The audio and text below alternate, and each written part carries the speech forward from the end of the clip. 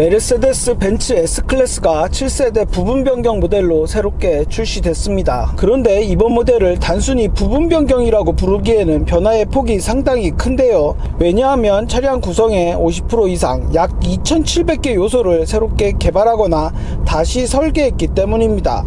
실제로 차를 보면 가장 먼저 새로운 얼굴이 눈에 들어오지만 S클래스에서 더 중요한 변화는 역시 운전대를 잡았을 때 얼마나 편안하고 자연스럽게 움직이느냐에 있다고 보입니다.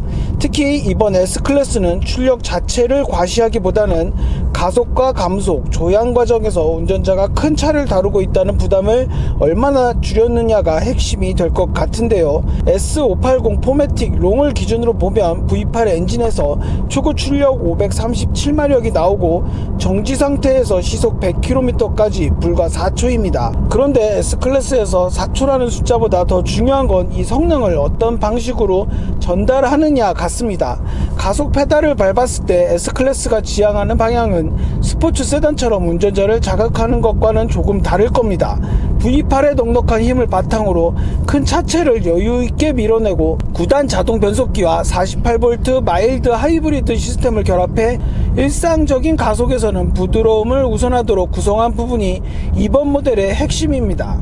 이런 부분은 국내 판매 라인업 구성에서도 찾을 수 있는데요. 직렬 6기통 디젤과 가솔린 그리고 V8 가솔린까지 준비됐습니다. S350D는 313마력, S450은 381마력, S500은 449마력이고 최상위 S580은 537마력과 76.5kgm의 최대 토크를 냅니다. 여기에 모두 구지트로닉을 사용합니다. 디자인을 한번 살펴볼까요? 처음 마주하면 기존 S클래스의 비율은 그대로인데 표정은 확실히 달라졌다는 느낌을 받을 것 같습니다.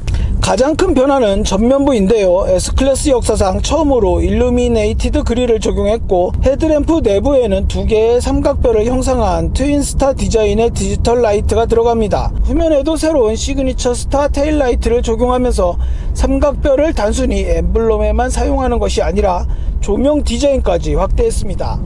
특히 AMG 라인에서는 전용 프론트 범퍼와 리어 에이프런, 사이드 스커트가 적용되기 때문에 기본적인 S클래스의 중후함을 유지하면서도 조금 더 역동적인 인상을 전달합니다. 차체 크기도 상당한데요. 스탠다드 휠베이스는 전장 5195mm에 휠베이스 3106mm, 국내에서 중요도가 높은 롱휠베이스는 전장 5305mm에 휠베이스가 3216mm입니다. 숫자만 놓고 보면 분명 거대한 세단입니다.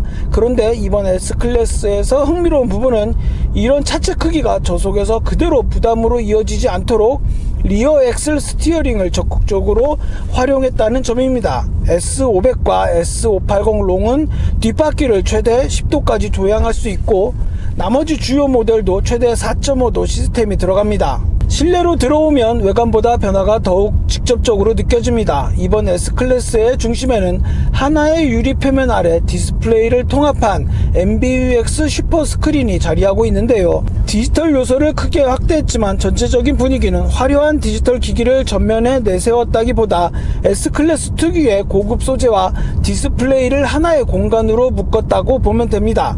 여기에 액티브 앰비언트 라이트는 음악에 맞춰 빛의 색상과 움직임을 변화시키는데 이런 부분도 단순한 장식보다 실내 전체의 분위기를 만드는 요소로 활용됩니다. 소프트웨어 변화도 눈에 띄는데요. 이번에는 새로운 차량 운영체제 MBOS를 기반으로 최신 MBUX가 적용됐고 인포테인먼트와 주행보조, 차체와 편의 기능을 하나의 시스템으로 연결합니다. 또 한국 사양에는 티맵 오토를 사용할 수 있고 지니 뮤직, 밀리의 서재 오디오북을 비롯한 국내 서비스도 지원합니다.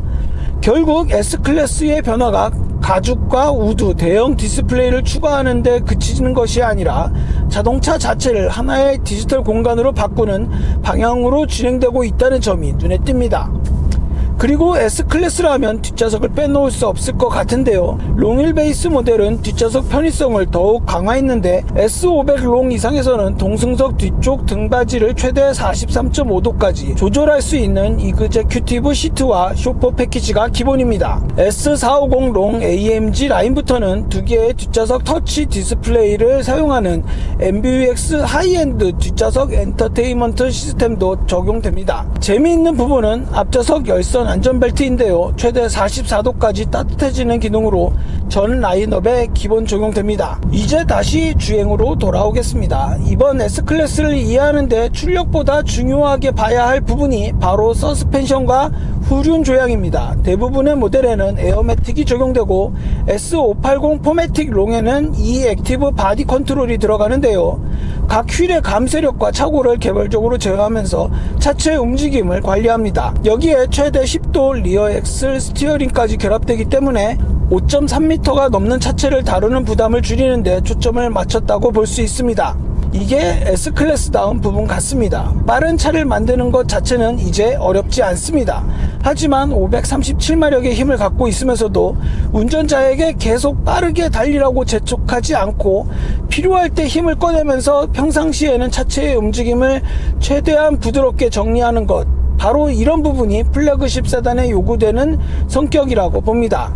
여기에 운전자 보조 시스템도 바뀌었는데요. MB 드라이브 어시스트는 카메라 10개와 레이더 5개, 초음파 센서 12개를 포함해 총 27개의 센서를 사용하는데요. 디스트로닉과 스티어링 어시스트, 차선 변경 보조를 지원하고 주차와 저속 이동을 위한 기능도 확대됐습니다. S클래스에서 이런 기술은 운전을 대신한다는 의미보다 장거리 이동이나 정체 구간에서 운전자가 사용하는 에너지를 줄이는 방향으로 이해하는 게 적절해 보입니다.